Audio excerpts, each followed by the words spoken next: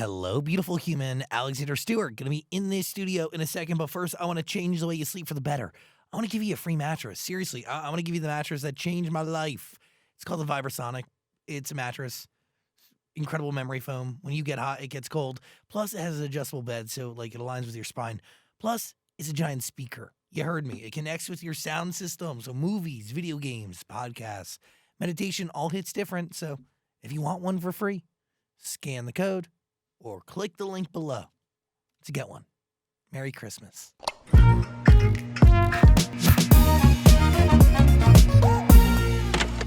Hello, beautiful human. I'm Zach. That is Danily. Welcome to the studio. Alexander Stewart. Woohoo! And you come in and you say, nice to see you again, because I have met you once. I wanted to ask you so badly about this, if you remember. Yeah, I do. When and where? So it was Kansas City, Missouri. Yeah. It was in like a basement green room that was serving as a green room for some radio concert. Mm-hmm. And I think I was there either with Jake Miller or Why Don't We or both. Maybe both. And then I saw you. You saw me. Yeah. And this is at a moment in time where like people have been recognized like at that. It was years ago. How many years ago? Like 8 years ago? I think probably because that would have been 5 or 6. Probably 5 or 6 because I would have been 18, 24 now. 6 years ago. Yeah, you were a baby, I think. I was tiny.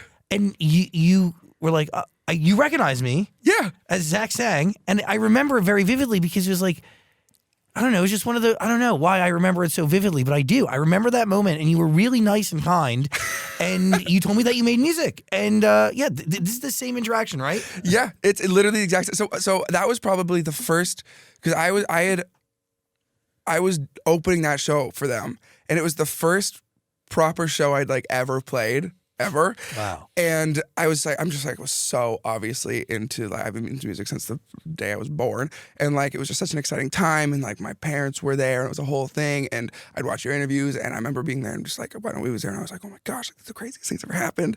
So everyone, like, I was just like, I saw you and I was like, I gotta say hi. You're very obviously. I had no real idea the weight of that day because I remember that day very vividly for a bunch of reasons, because like when I went to a competing radio station's concert, like I was not on Mix at the time. I was on the competing radio station, which was The Vibe, because that was like a Mix Christmas show. And I was in town for another Christmas show. I remember it being really freaking cold. And then I also remember very vividly realizing how hard the guys of Why Don't We were working, because they were so hard. Yeah, crazy. And I had been on a bunch of different like promo runs where they'd be at radio stations that I happened to be working at, and we just like, it would coincide, right? I'd be in town while they would also be in town. And there'd be moments where they would do like, 4 different radio appearances in a span of 24 hours. And I remember seeing downstairs in this tiny green room, they had these giant fucking computers because they needed to play video games. So like, I remember seeing that and it was so tiny and so stuffy down there. And yet they still had room for these what looked like giant PCs, like fat back computers. If I remember They just brought correctly. on tour with them? Yeah, to play video games. That's amazing. Yeah, they're really crazy. I love them. You know what's so that day, I have to tell you the story now. That day was also wild for me because I'd flown in from Toronto, where I was born and raised and living at the time, and my parents were both supposed to come. And it was supposed to be this like really exciting thing. And I get this phone call. So we have our little dog. His name's Archie. He's like this anxious Australian Shepherd Poodle mix. And so he can't really be left alone. But they were like, we want to come see our first show. So they bring my dog to like the local like dog walker. And like she like houses the dogs for a while if the parents want to like go do things. And I remember my dad came and my mom didn't, because my dog escaped from the house and ran 18 blocks, and I love my dog so much. So I remember being like, I was horrified that day, but he ran 18 blocks through a public park, through like 11 lanes of traffic, back home to our front porch. And so I remember being so distraught that day, being like, my dog is dead, but also this is like the best day of my life. So it was a really, really weird freaking day. But your dog lived. He lived, yeah. Made it all the way to your house. Yeah, my mom was on the plane, and she got off the plane like freaking out, went home. That's what any good pet parent would do. They had. I mean, I would do the same thing. It was crazy. my The whole God. day was wild. Wait, that's my worst nightmare. It was my worst nightmare. That's- I was freaking out. But isn't that like those are the stories you hear of like dogs that make it back home? They just know where they're going. I don't know how he knew. Like people It's said inherent. they saw him like panting in the park, like waiting to like catch his breath to go back home. Oh my God. And he was just in the porch. I had no idea until today when we were doing a deep dive that you are Canadian, and a part of your fascination with music comes from learning it in school, right? Like Absolutely, yeah. which is a luxury and something that like Canada has that like here in America we don't have, right? Like Yeah. CanCon and the way they support artists is really special. And the Huge. arts, It's major. I think it's probably a lot of the reason why so many artists are Canadian, because it's such a huge focus on music in Canada, which has been like, it was like life-changing for me. I mean, I was such a loser in school. I hated school. I would literally hang out in the vocal room in high school like every single day. And my vocal teacher was like, she was just the best. She would let me like literally skip class to go like record covers for YouTube and like basically just try to like follow this dream. Like thinking back now, I'm like bold of to just like let a 16-year-old just like leave to go like make music. But it was the only thing that like, that's the only thing I wanted to do. And I think everyone kind of just knew that. But everyone is so supportive, and the music classes, there's so many of them. And the music teacher's amazing. I had a co-op teacher tell me, which is like the completely opposite, where you basically go into like a workspace. Yeah. And it ended up being amazing because I went to my dad owns a studio. So Recording studio. I did it there, which was life-changing. But my co-op teacher sat me down when I was 15 years old and was like, so what do you want to do? And I was like, I don't know. He was like, well, it's too late now to decide. So you're kind of just going to have to figure it out. And I remember like going home and bawling, being that's a like, crazy thing to say to a kid. to a 15-year-old? Yeah. Literally insane. I barely hit puberty at that point. and I remember going home and being like, I've wasted my life. Like, I don't know what I want to do. Like, I should know that I want to be like a doctor by now or something. Crazy. So yeah, music was a very, very large part, especially in high school for me. Oh, that's really interesting. That like, okay, so there's a teacher like that puts a ton of pressure, really unneeded pressure on you. Yeah, But absolutely. Parallel to that is like a really cool school system that is allowing your talents to flourish and thrive, and like giving you opportunity and access to resources, and even letting you take time out of school to be at a recording studio. Yeah, I mean That's so exactly. cool. It was really influential. My dad, my parents. I mean, I'm so forever grateful for my parents and what they've just like supported me through all of it. And the funny part is that teacher, that co-op teacher that told me that it was too late to decide what I wanted to do at 15 years old, also let me go work at my dad's studio for half the day every second day. And that was like my workplace I went to. So I don't know if that was his like way of being like, I've given up on you, like do whatever you want, but it was great. It worked perfectly. So how do you end up like? What is your relationship to covers today? Like, you still continue to do covers, but at the same time, you're crafting original records, and they are going viral too. Yeah. But like, is there a digital strategy, or like, can you just give me some insight there? 100%. So when I started with making covers on YouTube when I was 16 or 15 or 16. And it was basically like, you know, like Shawn Mendes was doing it and Charlie Puth was doing it and Alessia Cara was doing it. And I was like, how on earth am I going to like try to get into the music industry like at home? And I remember going to my dad and being like, I'm going to record a cover and put it on YouTube. And he was like, what is the point of that? I was like, trust me. And so I made the worst video you could ever imagine. Like I sounded terrible, it looked terrible, but it got like 100 views. And my dad was like, I get it. So we started doing them together, and like the whole point of doing the covers the whole time was just so that people would like care enough about me to go listen to the music I made.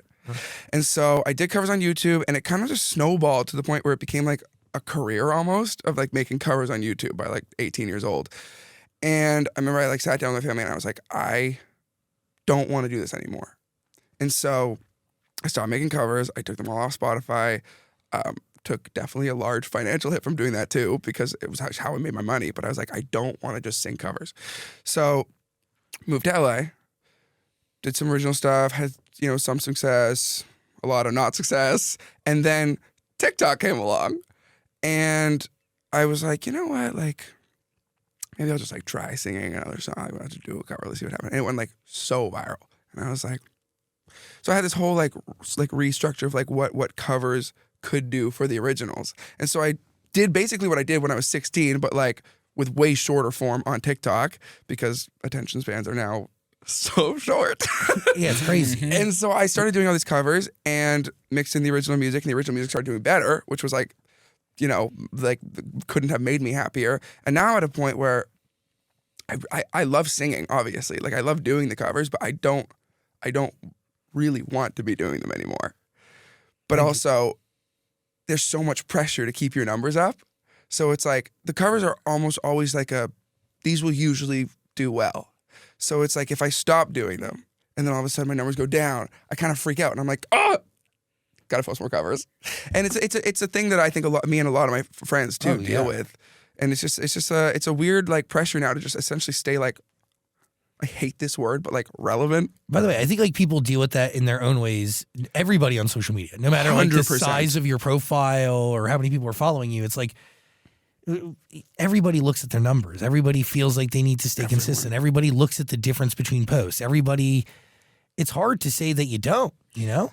And it's unhealthy. It's so unhealthy. I think, and by the way, not even just for people that like, you know, use social media for their job, like just anyone on this whole planet. Like I remember in high school, all my friends, it's so harmful.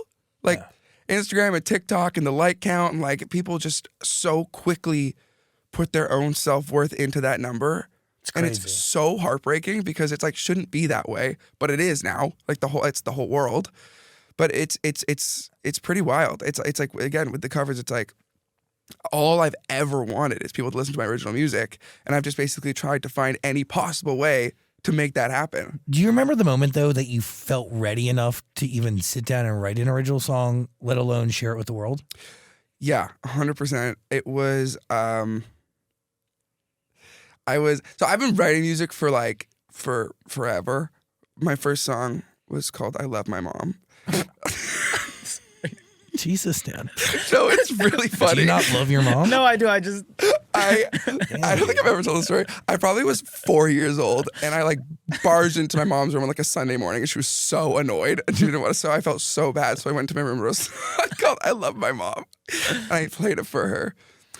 And then I played it for my whole church congregation because she made me. Looking back, that's horrifying. That was my first song. But also sets you up, you know, if you can do that. Hey, singing a little church choir that set everything up for me. Do you remember the lyrics? Yeah. Sing to Dan like he's your mom. Okay, so it goes. I can't believe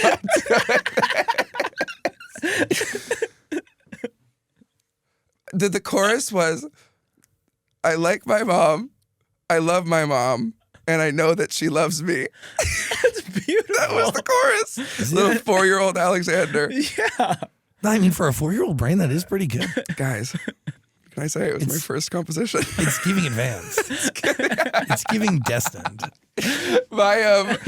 That's crazy. No, but I remember the first actual session I did. I was like 16, and I was horrified. I like sat down on the couch with the writers, and I just like didn't say a single thing the whole time because I was like, they're not gonna like my ideas. It's gonna be the worst thing ever. Do you write stuff before you go into your first session, or how do you even approach that? And like, yeah, I honestly depends so much. I mean, a lot of the time, if I'm feeling inspired, I'll just write something and go in with it, and then usually it's like a producer and another writer, and we'll just like. Why did you need other people in the room for your first time? Oh my God, I mean, I just had no idea what I was doing, too. I mean, I had songs finished and I had them on like the piano. And I didn't know if they were like, I didn't even know how to record them at this point. I didn't know if they were good or bad. They're probably mostly bad. But when you do sessions, a lot of the time it is with, you know, the producer and a co-writer, which I also didn't know at the time either. So I walked in the room and there's like a bunch of people and I'm like, so intimidating too for, again, like 16, 15-year-old loser Alexander. It was a lot. But you've amassed a certain amount of success because of your covers. So you're going into a room that's been set up for you essentially. I know, but it was just at the time it was so different because the covers, like they're written, like they're hits already. Yeah. And also I didn't like, I think there was a part of me too that which I think I still struggle with today, which is like, I don't know if people actually like care what I have to say. So to sit in there and like, you know, you basically sit there and talk to all these people what's going on in your life and like what's blah, blah, blah, blah. And you rant and you cry and you laugh and you just like talk about your life. But then I'm like, and I think this probably goes back to like a long time ago. But like, I'm still perpetually scared of like saying something in a room and people like internally being like, ugh, like bad, or like we shouldn't do that. And I think it's gotten way better with time, and I'm much more confident now than I was obviously 7-8 years ago. But when I did that first session, I was just petrified, and it's not a good place to write a song when you're petrified. No. But what are we learning now after He Never Will? Oh my God. I mean, songwriting wise? I mean, dude, there's so much. Also, you have a bunch of singles that have amassed originals, that have amassed crazy numbers, real fucking plays on TikTok that convert to streams. So are you writing now? Like, have you found a group of people that you feel comfortable enough to share an idea 100%. without feeling that? I mean, 100%. It took a few years, but basically, when you kind of move out here and start in the whole like LA songwriting community, you basically just work with everyone you can if they want to work with you, because you just want to find I wanted to find my people, and I know I've talked to a lot of my friends, it's the same thing, and so I was doing an unbelievable amount of sessions. Like I was doing like 9 sessions a week, which is crazy because I mean at that point it's like, what else do I have to say? Like I've written everything I could possibly want to write, but I just wanted to find people that I loved, and I did. I found a really, really amazing group of human beings that I feel so like loved and trusted around, and like even a few weeks ago I went on this writing camp with 2 of my favorite humans to Palm Springs, and we just went there for 3 days, and like we got some songs that were just like things I'd never thought I'd ever possibly write about, but we did. So it was a really beautiful experience. Did any of these people do I Wish You Cheated with you? Yeah. Rolo and Adam and TMS. Adam was probably the first. So Adam Young was a producer, and he was the first producer I ever walked into a room with. I just felt immediately like he like really cared about like me and also the music. And we wrote a song called Echo, which was really my first like song that kind of did well, which was like a very exciting like moment in time. And we've written probably 70 songs together since then. And he's done so many of them. Rolo, again, phenomenal. It's like, I think the main thing, especially when you're in a room, you know, talking about some of the like harder parts of your life, or like the things that, you know, a lot of the time isn't easy to talk about. It's just really about feeling like heard and loved and accepted. And like, I remember I did one session once, which was the complete opposite. And I have a song called Blames on Me, which is like the first song where I took essentially accountability for probably being the problem in the relationship. And I sat in the session right before I'd written this song. I was like, I have to write a song about just like feeling, it's like the other side of heartbreak, essentially, like the side of like, I essentially just broke my own heart. And so I sat in the session, I was talking to the producer, and I was like, look, like, I don't know what it was. I think maybe I was just getting busy with my career for the first time, and like I was just distracted, but I for sure was not at all as present as I should have been, and I let this slip and blah blah blah. And it was like sad, and I was like fully crying, like fully weeping. And the producer looks at me, and I guess he had maybe just gotten out of a relationship or something, but he just like lit me up. Like he was like, you can't do that to people. Like, and I was like, oh my God. Worst song I've ever written. But like the flip side is pretty wild when you find people that you don't work well with. It's crazy. It's like you go into a little therapy session, then your therapist basically telling you you're a bad person. Yeah, that's rough. That's rough. You can't do that. If my actual therapist told me I was a bad person, That'd be rough. it'd be rough. I shockingly know a lot of people who have been ghosted by their therapist, which is kind of the equivalent. Are they okay? I mean, yeah, but weirdly, like I know, maybe I'm just, you know, maybe I need to associate with better people. I don't know. But like, I know like 4 people who have been ghosted by their therapist. That's insane. Yeah. No, if Interesting, I was right? ghosted by my therapist, Interesting. Yes. that'd be bad. That'd be real bad. Very real. I Wish You Cheated.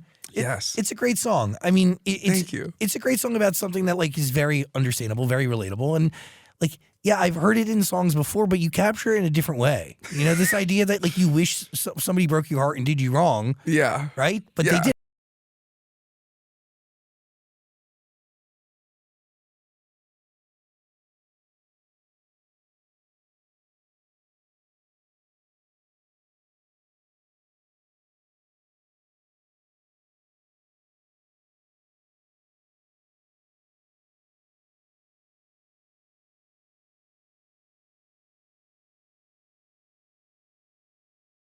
a bit? Yeah, for sure. The fuck? Have you? Just wait till you hear some of the others. I've heard them. They're all dark. They're all pretty dark. Yeah, they're pretty dark. Which is also funny because I'm not a very dark human No, being. you're not. Like You're when you very meet happy. me, Well, but gotta get it out somehow. I yeah, what do you hide behind the smile? You know what I mean? this. No, I that. I wish you cheated. I love that song so much, and it's funny because a lot of people don't realize. A lot of people hear it and they're like, "I wish you would have cheated." Smash my heart to pieces and blah blah blah. It's basically, essentially saying like as if they ended things. And I wrote it from the same perspective I wrote "Blames on Me" from, which is basically like I feel so guilty for for essentially ending a relationship that was perfect just because I was overwhelmed. And so I wrote it from the perspective of me being like, I feel so like, can I swear or no? Yeah. Oh, great. Shitty about myself and like horrible that I've done this thing. I wish you would have done something wrong to make it better. And everyone hears it from the flip side, which I love about music and art, because as soon as you put something out, it's like anyone's to perceive however they want, which I think is just the most beautiful thing. But it's the same thing that happened with Blames on Me, where I put that out about like my own personal experience about fucking up. And a lot of people heard it, which I didn't even realize was going to happen, from the flip side, where they were like basically using it as like this like apology from their ex, like wishing that they had said that to them. And I was like, that's so cool to me. Art. It's art. It's like you write these songs or a painting or anything. Like an artist makes something and they put it out into the world. It's to be perceived however it is to be perceived. What fueled being overwhelmed? It was right when I had put out my first song and started to do well. So I kind of like hit the ground running, and I was traveling a lot, which was obviously something I've wanted to do my whole life. But I don't think I understood exactly what it meant to like keep up relationships while just simply being busy. It's hard. It's hard. It's really hard. It's something you have to learn, I think. I don't think Yeah. you just know how to do it. And I think it ebbs and flows. Like I think some moments you could figure it out and manage it and balance it all, and then other moments you can't. But I also think what ends up happening, it weeds out the real ones from the not real ones, right? Because like Absolutely. what you're gonna realize real quick is like the people who ride with you, even when you go silent, and like when you pop up and connect, it's like no time has passed, and they check in on you when they know you need it. Like those are the real ones. You know what I'm saying? Oh my God, this year has been like definitely a positive year for my career, and it's been a horrible year for my personal life. And that's okay. It's definitely good, and now I've like come to terms with it. But like, I lost so many friends for like, and I didn't even know why it was happening either, and it was like so disheartening to me, because people just kind of stopped hitting me up, and I was like, well, Can I be honest? Like a bunch of different reasons probably fuel that. I would Could love be- to hear what your be- reasons are, because I've tried to come up with a trillion different ones. Oh, I mean, it could be a bunch of things. It could be jealousy, I think that's right? Number one, definitely- because I think a lot of the people you end up associating with are like you and of like-minded people. And Yeah, even if they're not like actively chasing it, everybody is secretly chasing it in their fucking brain somewhere, in their dream or their imagination, whatever it may be. And then I think the other thing too is like, and you can talk to a bunch of like, I talked about this in therapy this morning. I am a collection of all the people we talk to, right? We've been talking to people for a long time. I think there's a big common thread that exists amongst people who are trying to do what you do. And I think it's even heightened now with the democratization of the mediums, because the competition's crazy, right? And it's not about, there's no gatekeepers to go to. It's solely up to you, and the power is in your hands, and the success of something is very much up to you and your phone, right? You've always need a certain level of selfishness to succeed, and like you have to put on blinders to get shit done. And when you're managing and balancing the most, like it's more than just making music. Like I think when you're making music, you may have more time to be social, but when you're touring and you're promoting and you're doing a bunch of fucking things, like, oh no, dude, you need to be a little selfish to get it done. So whether you're knowing it or not, you could also be like distancing yourself from people. yeah. But again, the real ones will still appear when you choose to pop back in. You know what I'm Yes. saying? I 100% agree. I think that one of the main conclusions I came to was exactly that. That I think when you're touring and traveling and just busy, you inevitably will be a little more distant with people. Like, you're not gonna be texting 24/7. You're not gonna be calling 24/7. There's some days where you can't, and that's okay. And I think that, especially when it's like a switch up in a friendship, like a quick switch up, I think people maybe can get insulted by that, or maybe they like feel hurt. And instead of coming to like talk about it and like give you a call being like, this is happening, like, and I had some friends that did that, which I appreciated so much, because I don't want to ghost anyone or like whatever, but like sometimes it happens. It just happens. And I think a lot of people kind of just assumed that I was being a dick. But the real ones will call you and talk it through and wonder what's going on and are you okay? And the real ones, we never had a conversation. Like, we're still just best friends. That's what I'm talking about, man. Like, we've been doing this show for 17 years. And I've made some of my best friends through the show that have been my best friends.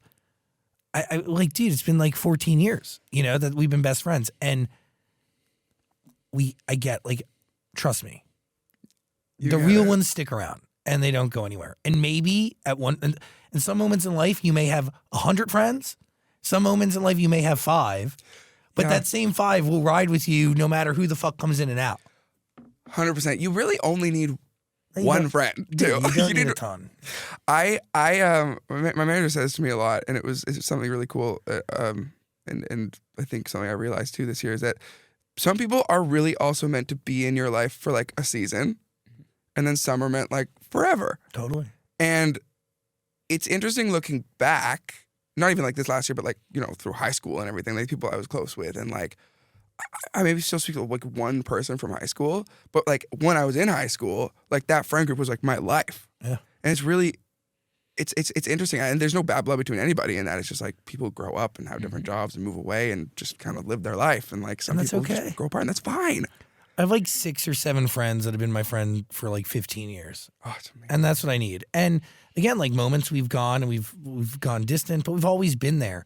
And to be honest, during COVID, a lot of us reconnected in a very deep way because we all had time. And COVID was wild for that. Yeah, it was really interesting. I never thought of that. Like, spent a lot of time with my friends that we hadn't, because we had been so busy for so many years that like we ended up just spending every day together.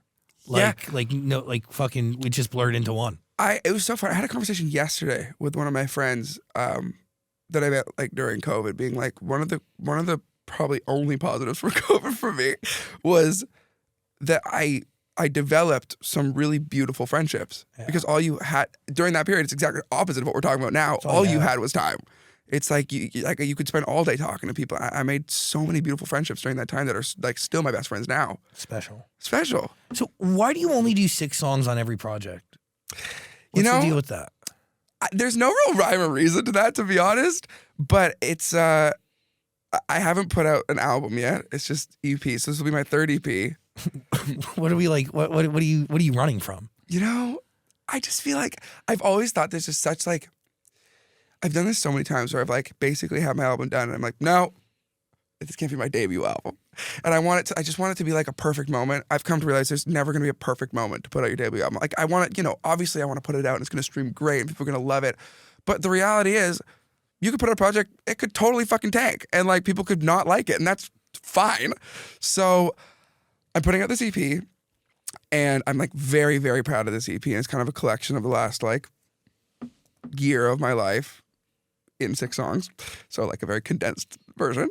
But I've basically, I do have an album coming soon, which I'm really, really excited about. And it's basically done. And these are the songs that like I wanted to put out first and wanted people to kind of hear. And like the last year I've put out a few songs that I think have definitely deepened the connection with me and the people that support my music, like by far, because it's a lot more honest than I think it was before. And not that it wasn't honest before, but I also just think I'm more willing to talk about things now. And again, that might be go back to what we were talking about earlier about feeling just insecure. But I kind of got to the point where I was just like fuck it, like I want to talk about this stuff. And so like this project's called If You Only Knew, and If You Only Knew, which is the lead track off the EP, is about Who's you. So this is crazy. So the song, it's a very dark song. Like it's about like suicidal thoughts and wanting to die, essentially. And you is my mom. So I went to the studio that day and I wrote this song And I sat down. I was basically like, I want to write an open letter format song to my mom, essentially about how I'm feeling or how I felt. And it was a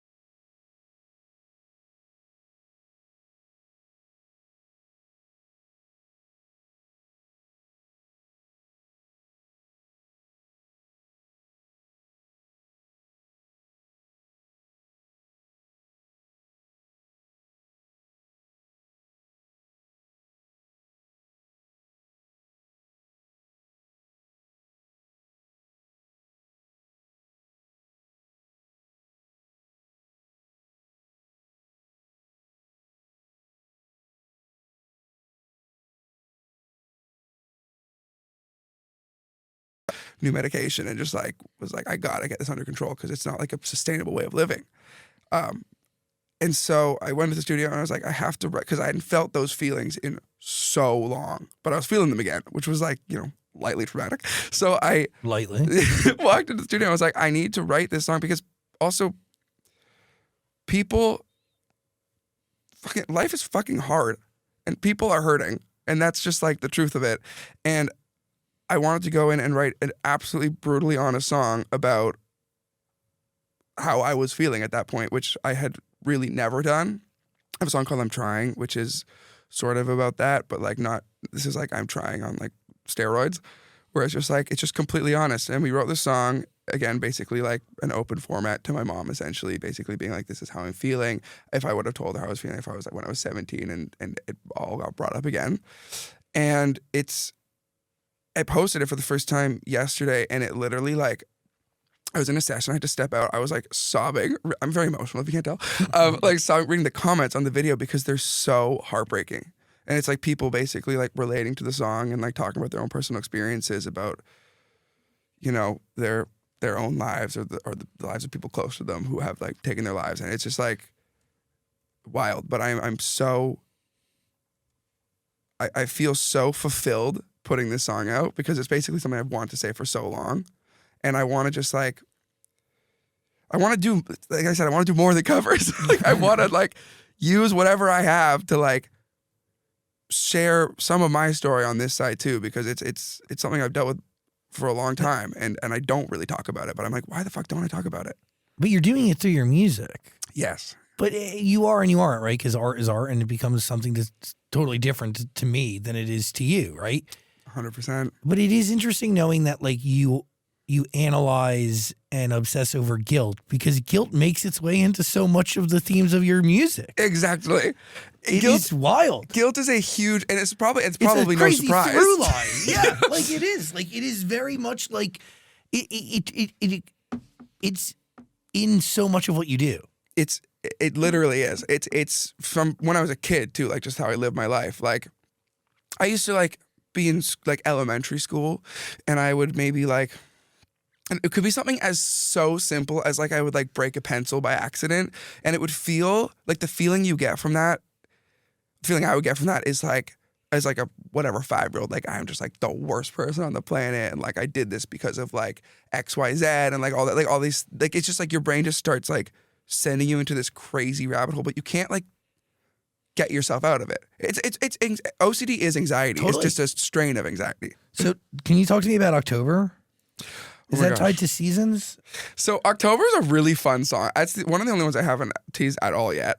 October is basically a timeline of 4 months. It's really hard to explain unless you hear the song, but it's basically a timeline of when you know, maybe first end something and you're like heartbroken, and then it kind of just gets better, and then it gets better and it's better and it's better and it's better and it gets better, and then it gets really, really fucking bad. And then you like miss them so much, and that's October. So it kind of starts. The song literally starts in July and ends in October, and it's like the timeline of that Of a relationship. of a breakup. Oh.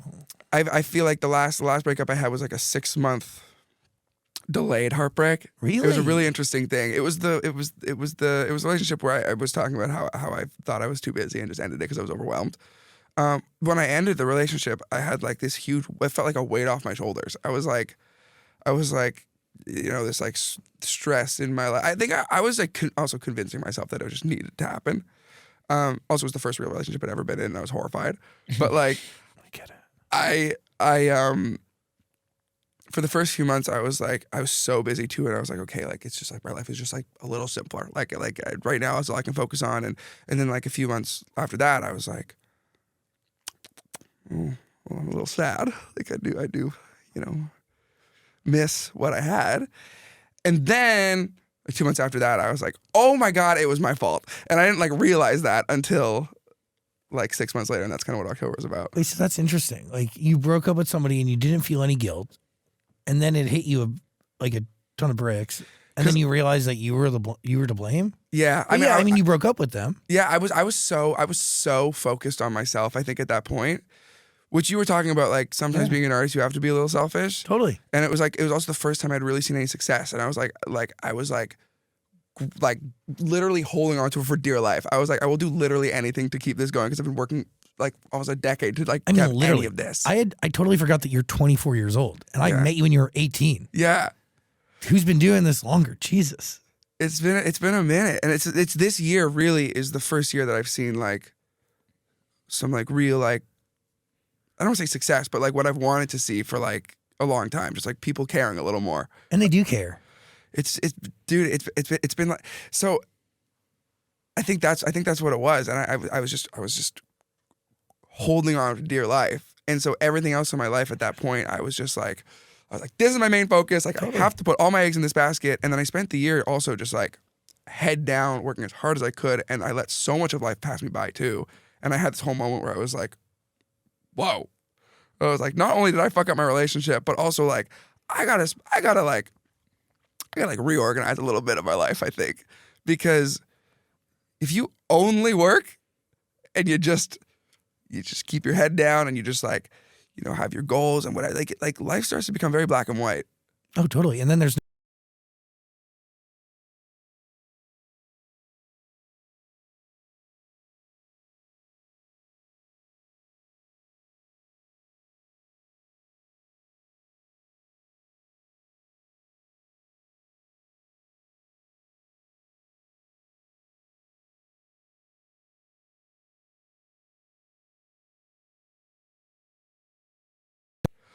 And it was also the first song that I was, like I said, honesty is a thing I've been trying to like really work on the last year, and just like being so honest in my music and just in my personal life. That song was so honest. No way 2 years ago I would have written that song. I would have been like, nah, it wasn't my fault. Like, but honestly, I don't think so. So I think there's a huge lesson there. I also do you all believe that everything kind of happens for a reason? Oh yeah. Same. And you cut people out like in the moment. If your gut was telling you, or even if it was delayed over time and you finally realized and cut the cord, it was the right thing to do, no matter what. Like it was the right thing. And ultimately, like you never know what's going to come in until you get rid of what just can't be. 100%. So yeah. 100%. That's another hard lesson to learn, I think. Oh, You yeah. just you gotta do it once, and then it gets a little easier. Dude, it could result in you carrying dead weight or carrying around something that you really shouldn't, that's way more toxic, that causes a lot more headache and heartache than it should. And yeah, prolonging things. Time is the most valuable thing in this world. So Exactly. I think that also goes back to exactly what I was saying. Like, I ended the relationship because I was like, I have only so much time to like work on my career, and I have to focus on that. And then I was like, okay, but if I spend all my time doing one thing, what is life? yeah, but you needed that at the time, and did. now you have the ability to go and find balance because you can look at it 100%. from a better perspective. Having a lot of new shit under your belt, you know, you've accomplished a lot, you've done a lot, you've created more of a foundation. Dude, yeah, more of a foundation, which has been really lovely. And coming back, especially, I just spent like the last like 6 months touring, and I came back to town like a month ago, and it's honestly been one of the best months of my whole life. Like, I've spent the time like, you know, I feel like I found like a balance for the first time where I'm like working and like doing my thing and seeing friends and like talking to people and just like having fun. And I feel like life has some more like just like color back into it. Yeah. And again, it doesn't obviously it's not just like, you know, this career, it's any career. Like, I know so many people from finance or lawyers or doctors that everyone just, you definitely have a period where you go so hard and then you got to take a step back. Yeah, but then there might be another moment where you go hard again. Like, you know what I mean? But 100%. again, the right people who will ride with you no matter what. If You Only Knew is waiting for you, and all of Alexander Stewart's music is waiting for you on Amazon Music. There's going to be a link in the description below if you want to listen to it. Yeah, tell your story, man. Focus on the originals. Well, He Never Will. That's written from third person, right? Yeah, first song that I've written from a third person perspective. Trippy. What's that? Trippy, kind of. Trippy. Yeah, for sure. I've wanted to for a long time, and I never have because I didn't know really how, to be honest. But like, I think I got sort of tired of just telling my own stories, because everyone, like, there's so many people around me who have such incredible stories or heartbreaking stories, and I'm like, I want that to be told. And so that's actually about my best friend and a relationship she was in, and it just killed me. Like, she was being mistreated, and like, she could see it, but you know, when someone's like in love with someone, you just will convince yourself that everything is completely fine and like they'll change. My life. Yeah. You Or a know, great portion of my life. we've probably all been there, but it's as a friend watching that, Hard. it's hard because, you know, you care about your friends so deeply, and watching them just like in pain all the time because of this relationship they're in. And I'm sure everyone in this room has been there, has seen that happen to one of their friends. And so I wrote that song, You Never Will, just basically being like, please end it. Please. And I played it for her after they broke up. Interesting. Thank God. Did you push her to break up with him? No, I didn't. Well, I didn't like sit down and be like, you got to break up with him.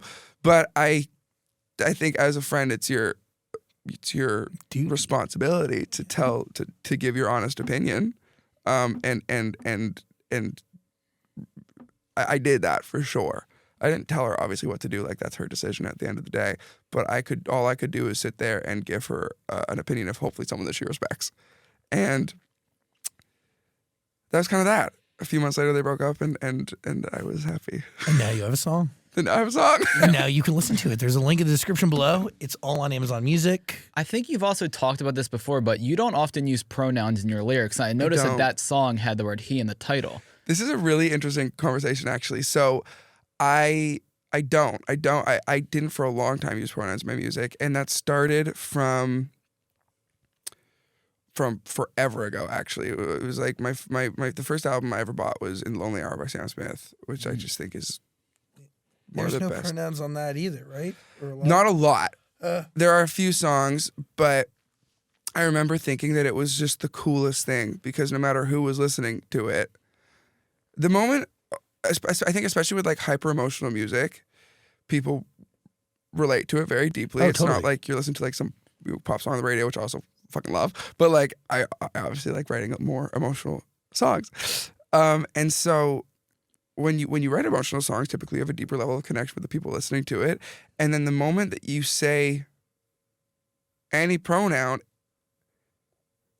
kind of just like takes someone out of it a little bit. I agree. And so for a long time, I was, well, I mean, still currently, except for He Never Will, which is the only third person song, which is why I was like, okay, this is fine, because it's someone else's story.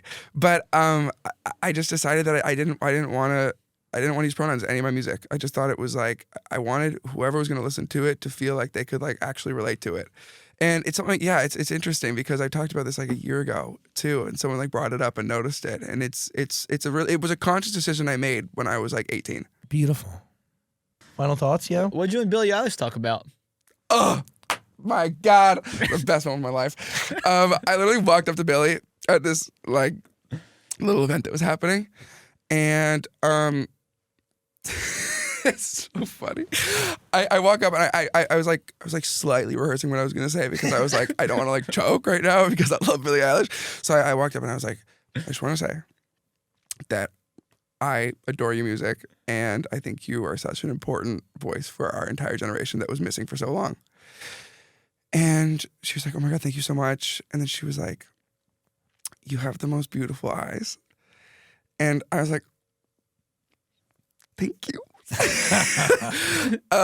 And then she was like, I saw you from across the room, and I had literally no idea what to say at that point. So I just looked at her and was like, can I have a photo? Oh my God. Not quite that intensely, but I was a little I was definitely caught off guard. It's probably one of the only times I've ever been like, whoa, like a little starstruck. Let me see your eyes. You got ocean eyes? I don't have green eyes. Oh, that's still nice. It's like swamp eyes. Eyes as deep as moss. Oof. Alexander Stewart's music's waiting for you. Click the link in the description below. It's all on Amazon Music. You good? Yep. Thanks for hanging out, man. Oh, thank you for having me. This was great. Yeah, come back when it's album time. If you want. Yeah. Very soon. Yeah, no pressure. Can I also make one other comment? You do have a song called Drunk Thought, and you almost put it as like being a drunk thought's a bad thing. I almost think it's a good thing. Really? It's almost like if Why do you want to be only a drunk thought and not a sober one? because I don't like to commit. No, but relationships should have the ability to flourish in sober and drunken states. If someone's only calling me when they're drunk, it's like great. If you're not drunk, we'll stay. You know, keep our distance. Well, that's clearly what you want. It's Like, called you a don't- booty call. No, you don't want a real partner, yeah. Yeah. Well, okay. Well, see, that's how you relate to the song. I wrote it from the perspective of being just like madly in love with somebody that only like fucks with me when they're drunk. Yeah, obliterated. Yeah. Been there too. It sucks. Not a great feeling when you like really like the person. Oh, yeah. Maybe if you're like, from your perspective. Yeah, from my perspective, it's like, okay, I don't have to commit to this thing. Yeah, because Dan's not trying when they're not drunk. But I understand if you're in love with the person and they're Jesus. only what was that again? No, like you're just like you're not ringing their phone Monday through Thursday. You know, your calls start Friday after 7. Yeah, it's a little weekend thing. Yeah, that's what I'm saying. A little booty call. Yeah. Drunk, THOT. Thought. Oh, Honestly, when I started. that was good. When I started teasing that song or wrote that song, I was honestly terrified that people were just gonna like clown me and be like for that, like drunk thought, like because you could technically listen to it in that aspect. You know what? Who cares? You know, people are gonna hate on you no matter what you do. Now, art is up for interpretation, so go and listen to the EP. It's waiting for you on Amazon Music. Anything else? No. You good? Yeah. All right. Alexander Stewart, everybody. Thank you for having me.